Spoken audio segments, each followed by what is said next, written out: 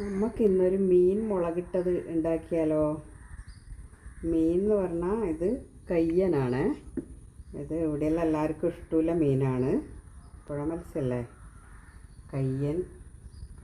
നമ്മൾ ഉണ്ടാക്കുന്ന കയ്യന് വേണ്ടുന്ന സാധനങ്ങൾ: തക്കാളി, 4 ചെറിയ ഉള്ളിയാണ്, ചെറിയ ഉള്ളി, 3 പച്ചമുളക്, ഒരു കഷ്ണം ഇഞ്ചി, പിന്നെ വെളുത്തുള്ളി അവസാനം പിന്നെ ചതച്ചിട്ടിടുക.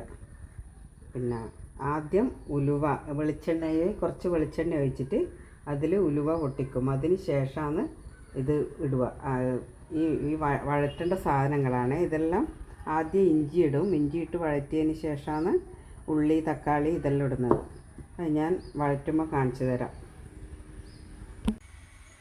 ഒരു ചട്ടി അടുപ്പത്ത് വെച്ച് കുറച്ച് വെളിച്ചെണ്ണ ഒഴിച്ചു, ടീസ്പൂണ് ഉലുവ ഇട്ടു, നന്നായിട്ട് പൊട്ടിയ. അതിന് ശേഷം ഇഞ്ചി,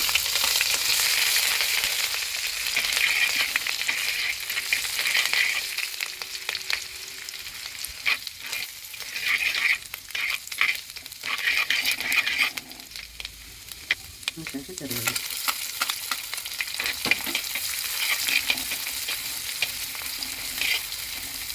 തക്കാളി, പച്ചമുളക്.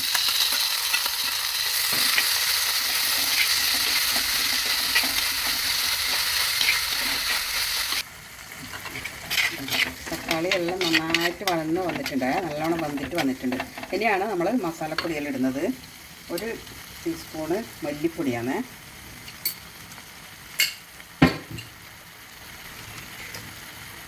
1 ടീസ്പൂൺ കുരുമുളക് പൊടി,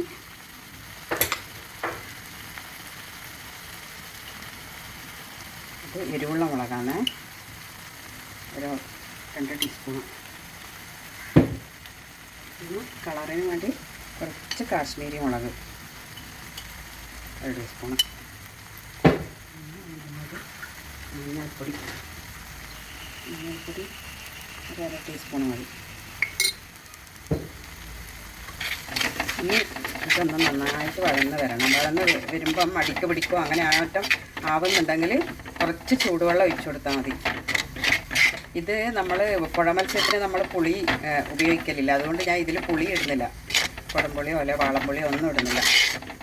ഇതിങ്ങനെയാണ് വെക്കുക. അതുകൊണ്ട് പുളിവെള്ളം വേണ്ട. കുടംപുളിയോ മറ്റപ്പുളിയോ ഒന്നും ഇടില്ല.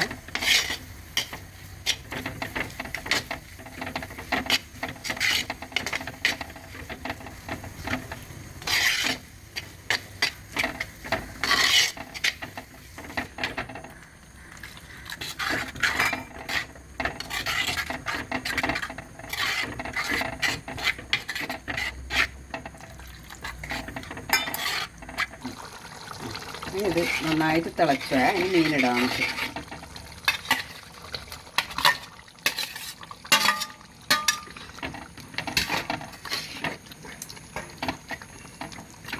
ഇതാവിട്ട് അത് വേവട്ടെ. ഇത് വെന്ത് കഴിഞ്ഞിട്ടാകുമ്പം ഞാൻ വെളുത്തുള്ളി ചതച്ചിട്ടാണ് ഇടുക. വെളുത്തുള്ളി ചതച്ചിട്ട് കറിവേപ്പിലയും പിന്നെ ഇത്തിരി പച്ച വെളിച്ചെണ്ണ ഒഴിക്കുക.